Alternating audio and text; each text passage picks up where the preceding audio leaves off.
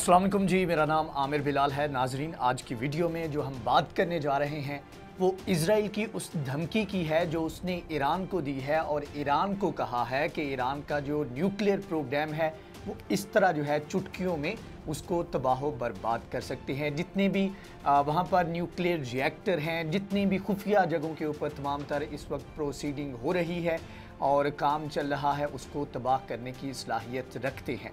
और साथ में इज़राइल की जानिब से कहा गया है कि ये इंतहाई प्रायोरिटी बेसिस के ऊपर इस चीज़ को देख रहे हैं और ये उनकी बका का मसला है। आप जस्ट इमेजिन करें कि इस लेवल पर जाकर अगर वो सोच रहे हैं तो इसके लिए वो क्या कुछ कर सकते हैं। आज की वीडियो में ख़ास तौर पर इसके ऊपर डिटेल में बात करेंगे। 4 एक्सेस की बात की गई है इज़राइल की जानिब से। किस इज़राइली ऑफिशियल की जानिब से, मिलिट्री ऑफिशियल की जानिब से बात की गई है वो अभी मैं आपको बताता हूं। लेकिन इसी ऑफिशियल ने 4 एक्सेस की बात की है जिसके उसके मुताबिक के इज़राइल को इनके ख़िलाफ़ जो है वो काम करना पड़ रहा है।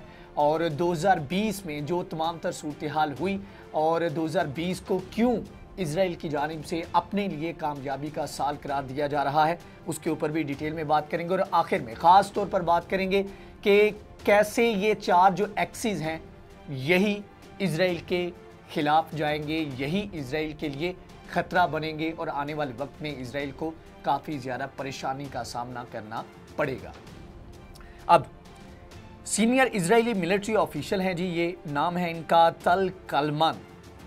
ये head of strategic division and 3rd circle directorate of Israeli army हैं और इनकी जानिब से ये बयान जारी किया गया है। इसमें उन्होंने कहा है कि हमारा 2020 का जो साल था वो बहुत ही कामयाब साल था। हमने जो तमाम तर जो इक़दामात थे ईरान के ख़िलाफ़, उनमें हमें बहुत ज़्यादा कामयाबी हासिल हुई। साथ में ख़ास तौर पर उन्होंने डोनाल्ड ट्रंप का भी जिक्र किया कि डोनाल्ड ट्रंप ने भी उनकी बहुत मदद की है।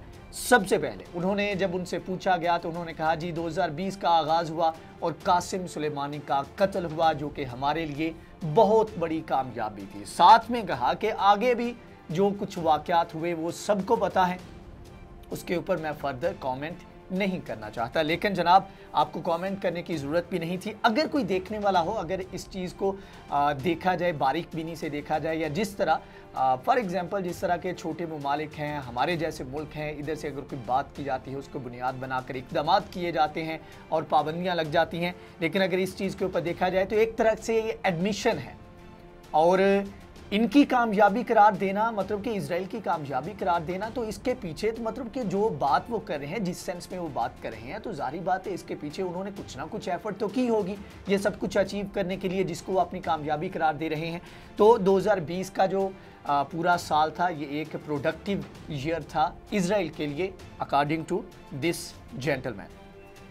साथ में उन्होंने कहा जी कि 4 एक्सिस हैं जिनके ऊपर इज़राइल को ईरान का मुकाबला करना पड़ रहा है। सबसे पहले उन्होंने कहा कि जो एक्सट्रीमिस्ट रजीम है अकॉर्डिंग टू इज़राइल, उन्होंने कहा कि मुख्तलिफ प्रॉक्सीज़ हैं जिनके थ्रू ईरान जो है हमें तंग करता रहता है। हिज़्बुल्लाह की अगर बात करें तो हिज़्बुल्लाह के कहते हैं कि इज़राइल का चप्पा चप्पा जो है हिज़्बुल्लाह के निशाने पर है। 15,000 से ज़ायद जो है मिज़ल उनके पास मौजूद हैं। इसके अलावा सीरिया के अंदर भी और इराक़ के अंदर भी बड़ी तादाद में ऐसे मिलिशिया, ऐसे ग्रुप्स हैं जो कि ईरान के कंट्रोल करता हैं और वो निशाने पर रखते हैं इज़राइल को। इसके अलावा इज़राइल के ख़िलाफ़ ईरान के अपने भी इक़दामात हैं जो कि बयानात और साथ में जो इक़दामात वो करता रहता है।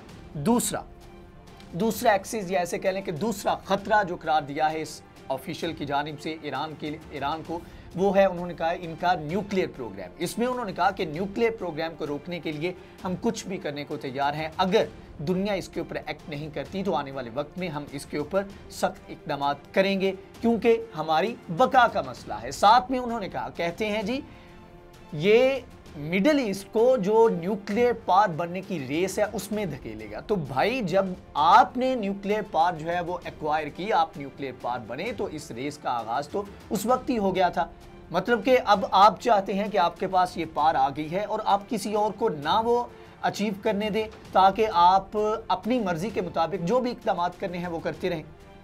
तो ये एक काफ़ी ज़्यादा मतलब कि इनसिक्योरिटी है इजराइल की। साथ में जी एक और बड़ी एडमिशन की गई है इसी जर्नल की जानिब से। उन्होंने कहा है कि जी जो मिलिट्री सलाहियतें हैं, जो मिलिट्री कैपेबिलिटीज़ हैं ईरान की, वो भी हमारे लिए ख़तरा हैं, वो भी एक एक्सिस है जिसके ऊपर हम बड़ी तेज़ी के साथ काम कर रहे हैं। और साथ में उन्होंने कहा कि चौथी बड़ी चीज़ जो ख़तरनाक है वो ये है कि इलाकाई बर्तरी अपने इस तमाम तर मिडल ईस्ट का जो एरिया है इसके अंदर अपनी अहमियत को बढ़ाने के ऊपर जो एक पैशन है, जो एक कह लें कि एक ड्राइव है जिसके ऊपर जो है वो चलता है ईरान, ये एक चीज़ जो है ये भी हमारे लिए काफ़ी ज़्यादा ख़तरनाक है। अब इसका भी सिंपल सा जवाब ये बनता है कि भाई ठीक है, ईरान ना करे, दीगर ममालिक ना करें, लेकिन आप करते रहें। आप जब तक करते रहें तब तो ठीक है, लेकिन यह है कोई और करे तो वो मसला हो जाएगा। लेकिन इसके ऊपर आगे जाकर उन्होंने मज़ीद कहा जी, उन्होंने कहा जी हम मुआशी पाबंदियों के थ्रू, इधर भी एक एडमिशन है, ज़रा गौर कीजिएगा। डोनाल्ड ट्रंप की तारीफ की। डोनाल्ड ट्रंप ने तमाम तर किसी भी यहूदी को जो है उससे बात करके देख लें, डोनाल्ड ट्रंप को जो ख़ास तौर पर इजराइल के अंदर यहूदी हैं वो इसको अपना एक मसीहा के तौर पर गिरदानते हैं। और आज तक इतना ज़्यादा किसी भी अमरीकी सदर ने इजराइल को फ़ायदा नहीं दिया जितना डोनाल्ड ट्रंप ने दिया। अगर उनकी तारीफ़ कर रहे हैं तो फिर उनकी पाबंदियों को भी ये ऑन करेंगे। तो 2018 के बाद जो तमाम तर पाबंदियाँ लगी और जिस तेज़ी के साथ लगी वो इसी एक कदम का एक हिस्सा था, इसी ड्राइव का एक हिस्सा था कि जिसमें मुआशी तौर पर इतना कमज़ोर करना था ईरान को कि ये दिवालिया हो जाए और इसकी तमाम तर कैपेबिलिटीज़ जो हैं वो नीचे चली जाएं। और इसमें कोई शक नहीं कि ईरान को सबसे ज़्यादा डैमेज इन्हीं पाबंदियों ने किया। और somehow Donald Trump, luckily Donald Trump चले गए और आने वाली इंतज़ामिया जो थी उसकी पॉलिसी थोड़ी सी तब्दील है, तो ये एक थोड़ा सा बचा गया है ईरान को। लेकर आने वाले वक्त में मज़ीद इसके ऊपर चीज़ें देखनी होंगी कि मुआशी तौर पर कितना ज़्यादा ईरान स्टेबल हो रहा है।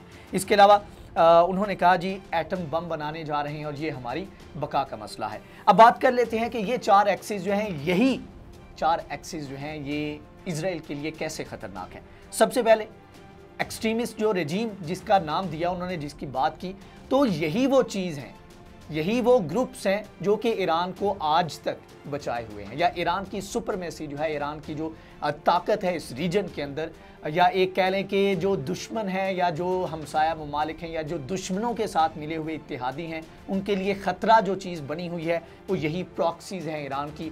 और ईरान इस चीज़ को बहुत अच्छे तरीके से खेलता है और ईरान ने इस चीज़ का बहुत अच्छे से इस्तेमाल भी किया है और आने वाले वक्त में यही चीज़ वीकन करेगी इजराइल को। इजराइल ने अपने हमसाया ममालिक को तो बहुत हद तक कंट्रोल कर लिया, लेकिन यह है कि ये प्रॉक्सीज़ जो हैं ये उसके लिए मुसलसल ख़तरा बनी हुई है। इसी तरह न्यूक्लियर प्रोग्राम, ये कहते हैं न्यूक्लियर प्रोग्राम जो है उसको जो है ख़त्म कर सकते हैं, तबाह कर सकते हैं, तो ये काफ़ी ज़्यादा मुश्किल है क्योंकि अभी कोई भी नहीं जानता कि ईरान इस वक्त किस स्टेज पे है।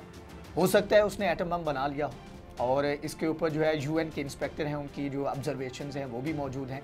हो सकता है उनके पास ऑलरेडी ये कैपेबिलिटी मौजूद हो। तो क्या आप इतना बड़ा रिस्क लेना चाहते हैं कि आप ईरान के ऊपर अटैक करें और वो आपके ऊपर एटॉमिक अटैक जो है इन रिटर्न जो है वो कर दे? तो ये भी एक आउट ऑफ क्वेश्चन है। इसके ऊपर धमकी कह सकते हैं या दुनिया को मोबिलाइज करने की कोशिश कह सकते हैं, लेकिन यह है कि इससे ज़्यादा ये नहीं हो सकता। इसके अलावा जो मिलिट्री कैपेबिलिटीज़ हैं, जो मिसाइल सिस्टम है ईरान का, वो बहुत बेहतर है और बड़ी चीज़ ये है कि अंडरग्राउंड है ज़्यादातर, और जितने भी बॉर्डर्स हैं उनके साथ अंडरग्राउंड है, तो उसको डिटेक्ट करना, उसके बाद उसको तबाह करना, ये भी एक काफ़ी मुश्किल चीज़ है।